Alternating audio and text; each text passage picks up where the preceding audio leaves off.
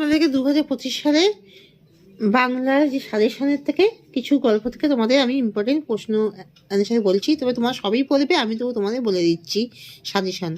তোমরা কিন্তু সবই পড়বে, তোমরা সবাই লাইক অ্যান্ড সাবস্ক্রাইবটা দিয়ে দাও, সবাই লাইক অ্যান্ড সাবস্ক্রাইবটা দিয়ে দাও। আফ্রিকা গল্পে মানবতার মর্মবাণী কিভাবে ধ্বনিত হয়েছে? আফ্রিকা গল্পে আফ্রিকা যেন সমুদ্র থেকে যেন আফ্রিকার ভূখণ্ডকে পৃথক করে দিয়েছে, সে আফ্রিকার ভূখণ্ড যেন একটি পৃথক হিসেবে ধরা পড়েছে।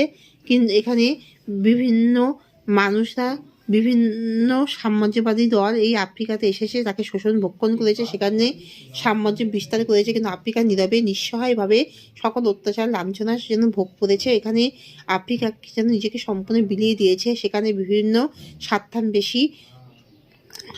স্বার্থান্বেষী ভোগ লোভী সাম্রাজ্যবাদীরা আফ্রিকায় রাজত্ব করেছে, আফ্রিকার সাম্রাজ্য বিস্তার করেছে, সব ভক্ষণ করে আফ্রিকাকে একেবারে নিঃস্ব করে দিয়েছে।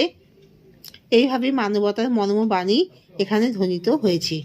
আফ্রিকা গল্পে মানবতার মর্মবাণী এইভাবে ধ্বনিত হয়েছে। সারাংশ হলো, আফ্রিকা যেন সমুদ্র ভূখণ্ড আফ্রিকাকে পৃথক করেছে। আফ্রিকা একটি দেশ এবং এইখানে যেন সর্বস্ব ছিল সুখ, শান্তি, সম্পদ, কিন্তু একদল অর্থলোলুপ পিশাচ, অর্থাৎ একদল সাম্রাজ্যবাদী আফ্রিকাতে এসে তাদের সাম্রাজ্য বিস্তার করে লোভের আগ্রাসী লোভ দ্বারা আফ্রিকাকে সম্পূর্ণ শোষণ ভক্ষণ করে আফ্রিকাকে নিজেদের সাম্রাজ্য বিস্তার করে আফ্রিকাকে নিঃস্ব লিপ্ত করে দিয়েছে। আফ্রিকার মধ্যে যেন সেই মর্মবেদনা ধ্বনিত হয়েছে। আফ্রিকা যেন নিঃস্বরিক্তভাবে নিঃসহায়ভাবে যেন সেই অত্যাচার, সেই শোষণকে নীরবে মর্মবেদনা দিয়ে সহ্য করেছে, যেন সেই স্বার্থান্বেষী সাম্রাজ্যবাদীরা সমগ্র আফ্রিকাকে একেবারে লুণ্ঠন করে নিঃসহায় করে নিঃশেষ করে দিয়েছে।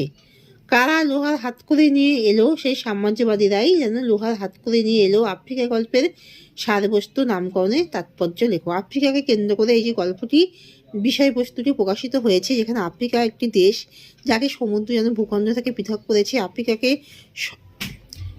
সম্পূর্ণ একটি ওই আফ্রিকা নিজের একটা সম্পদ, ঐতিহ্যে ভরপুর দেশ, সেখানে একদল সাম্রাজ্যবাদী এসে আফ্রিকা রাজত্ব করে তাদের সাম্রাজ্য বিস্তার করে আফ্রিকাকে নিঃসহায় নিঃসম্বল করে তাদেরকে সেখানে শোষণ পীড়ন অত্যাচার করে লাঞ্ছিত করে আফ্রিকাকে যেন ভূপতিত করে দিয়েছে।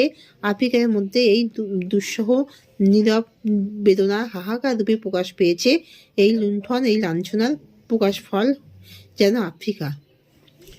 তাহলে অভিষেকের নামকরণের সার্থকতা লেখো। মহাবাহু কে? মহাবাহু হলো মেঘনাদ।